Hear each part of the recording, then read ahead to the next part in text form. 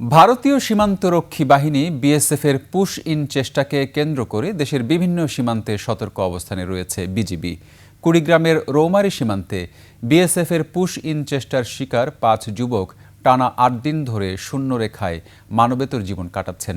গয়টাপাড়া সীমান্তে ২ জন এবং ভন্দুরচর সীমান্তে ৩ জন অবস্থান করছেন। তীব্র রোদ, ঝড় বৃষ্টি ও খাদ্য পানির সংকটে চরম দুর্ভোগে রয়েছেন তারা। গত ১৪ জুন গয়টাপাড়া ও ভন্দুরচর সীমান্ত দিয়ে মোট ৯ জনকে বাংলাদেশে ঠেলে দেওয়ার চেষ্টা চালায় বিএসএফ। বিজিবি ও স্থানীয়দের বাধার মুখে তারা শূন্যরেখায় আটকা পড়েন। পরে ২ শিশু ও তাদের বাবা মাকে হারিয়ে নেওয়া হলেও এখন সেখানে রয়েছেন ৫ যুবক। এদিকে সাম্প্রতিক ঘটনাকে কেন্দ্র করে জামালপুর সহ বিভিন্ন সীমান্তে টহল ও নজরদারি জোরদার করেছে বিজিবি। দ্রুত কূটনৈতিক উদ্যোগে আটকে পড়াদের নিরাপদ সমাধানের দাবি জানিয়েছেন স্থানীয়রা।